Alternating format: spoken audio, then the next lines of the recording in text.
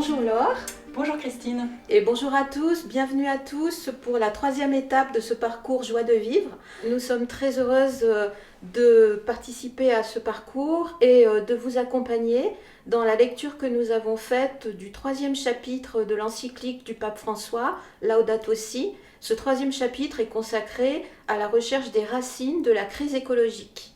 Les symptômes, les manifestations de la crise écologique ont été présentés auparavant et nous les connaissons bien. La pollution, le dérèglement climatique, la question de l'eau, dont le manque se fait cruellement sentir, surtout pour les populations les plus pauvres. Maintenant, le chapitre 3, qui nous intéresse, est consacré à la recherche des racines de la crise écologique, c'est-à-dire à la recherche des causes qui l'ont générée, aux facteurs qui en sont à l'origine. Dans un premier temps, nous allons voir toute l'ambivalence de deux notions, la notion de progrès et la notion de pouvoir. Le pape François décrit une ère nouvelle qui est la nôtre et dans laquelle le pouvoir technologique nous place à une croisée des chemins. Pourquoi croisée des chemins ? Parce que tout d'abord, l'emballement de la technique et les transformations à partir des forces de la nature suscitent un enthousiasme qui est bien légitime. Pensons par exemple aux prouesses de la médecine moderne, aux moyens informatiques ou de l'Internet, au développement des moyens de transport, etc.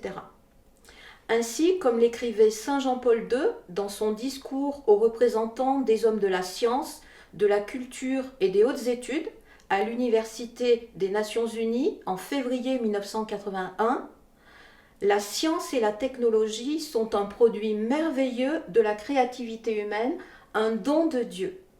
Propos confirmés en juin 2009 par Benoît XVI dans son encyclique Caritas in Veritate.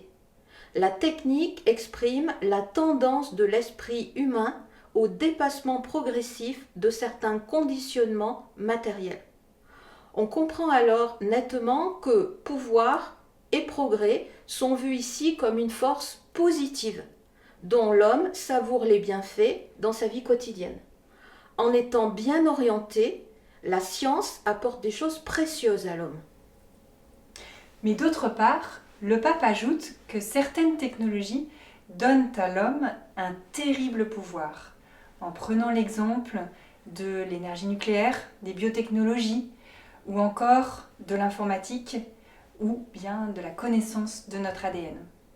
Il poursuit aussi avec les armes utilisées lors des conflits, et il se questionne sur les risques associés à cet usage, en particulier lorsque ces technologies ne sont maîtrisées que par une petite partie de l'humanité qui détient ainsi une emprise sur le reste du monde.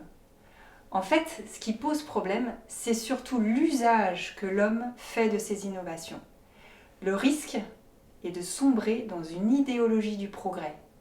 En mettant les technologies au service d'une idéologie, on voit que le progrès technologique et le pouvoir exercé sans discernement peuvent aussi engendrer une force destructrice. D'où la nécessité d'une réflexion sur le progrès technique.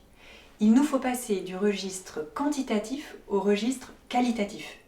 Éclairons un peu ces deux notions.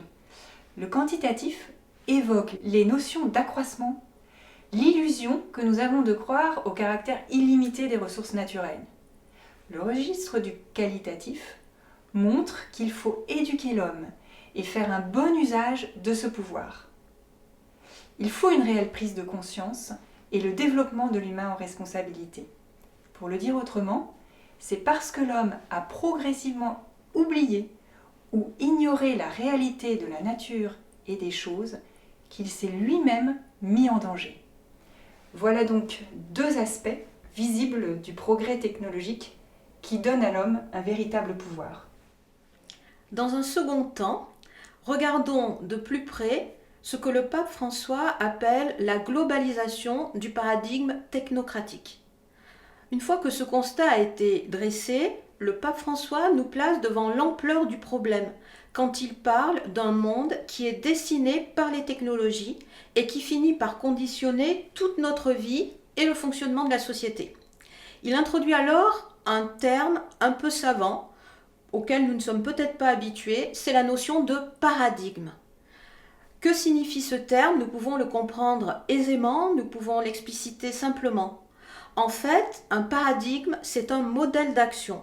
C'est une norme de pensée qui tend à s'imposer à tous les individus d'un groupe social.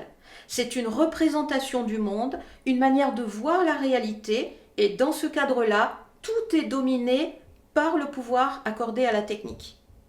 À l'évidence, par la science et la technique qui donnent à l'homme un pouvoir réel, le rapport de l'homme à la nature a changé.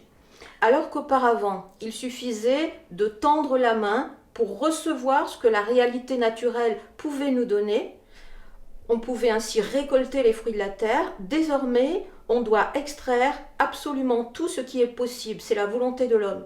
Il veut presser la nature au-delà même de ses propres limites. Cette logique perverse de domination de la nature déteint sur l'homme lui-même et sur le fonctionnement de la société. Ce conditionnement, on n'en a pas toujours conscience parce qu'il est difficile d'échapper à ce paradigme. Un modèle de société s'impose à nous comme allant de soi, dont les illustrations funestes sont nombreuses. Par exemple, le consumérisme, le gaspillage, l'emprise économique, la logique du profit, etc. Le pape parle même d'un moule qui finit par conditionner notre vie et le fonctionnement de la société.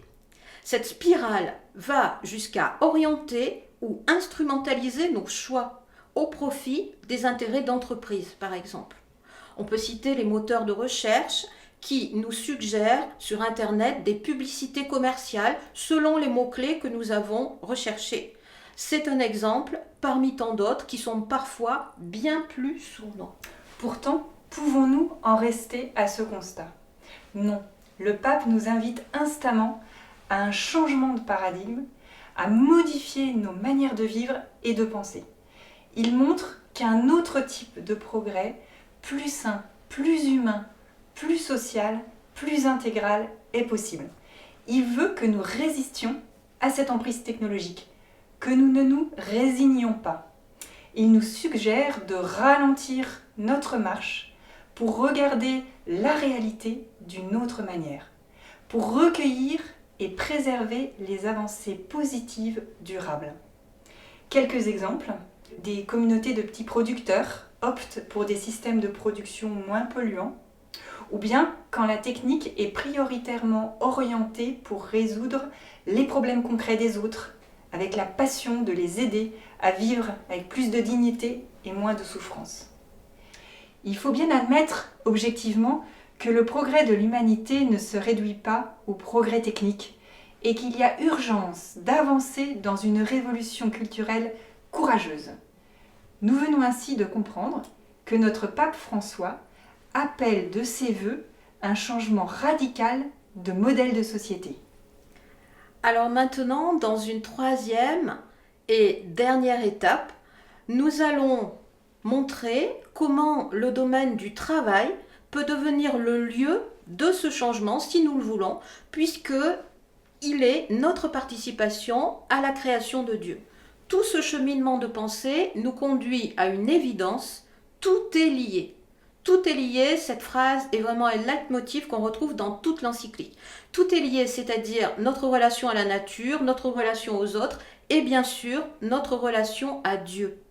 Et dans une approche d'une écologie intégrale qui n'exclut pas l'être humain, il est indispensable d'incorporer la valeur du travail. Que faut-il entendre par ce terme de travail ? Pas seulement une forme particulière comme le travail manuel, mais au sens large, toute activité par laquelle l'homme transforme ce qui existe grâce à l'ingéniosité de son esprit ou à l'habileté de ses mains. Dans les récits de la création, le travail est défini comme une collaboration humaine à l'œuvre de Dieu. Nous sommes appelés à protéger ce qui existe et à travailler de manière à porter du fruit. Nous sommes donc les instruments de Dieu, appelés à faire apparaître les potentialités que Dieu a mises dans le monde. Le pape prend l'exemple des moines qui ont su associer recueillement et travail. Cette manière de vivre le travail les rend plus attentifs et plus respectueux de l'environnement et elle imprègne de saine sobriété leur relation au monde. Mais pour tout homme, le travail correspond à une nécessité, c'est une activité permettant d'avoir une vie digne. Il devrait être le lieu de développement personnel multiple où se mêlent plusieurs dimensions. La créativité, la projection vers l'avenir, la mise en pratique de valeurs, la communication avec les autres et même une attitude d'adoration. Comme le souligne Paul VI dans son encyclique Populorum Progressio, l'homme est capable d'être lui-même l'agent responsable de son mieux-être matériel, de son progrès moral et de son épanouissement personnel. Répétons-le, l'objectif est de permettre à tous d'avoir une vie digne par le travail. Il faut donc favoriser la créativité entrepreneuriale, s'appuyer sur la diversité productive et soutenir les petites structures. Nous vous proposons quelques pistes de réflexion pour aller plus loin, faire des petits pas pendant ce temps de carême. Les technologies, quel rapport avons-nous avec elles? Est-ce qu'elles représentent une idole dans notre vie? Par exemple, je prends le temps de regarder ce qui facilite ma vie quotidienne, mon travail, les outils à ma disposition, l'accès à la connaissance, les transports, les découvertes, etc. Ou bien, deuxième proposition, deuxième question, quel rapport est-ce que j'entretiens avec eux? Séduction, fascination, sentiment d'être dépassé par ce qui évolue trop vite? Ou bien alors, qu'est-ce que la technologie change dans mon rapport au temps? Bonne réflexion à tous.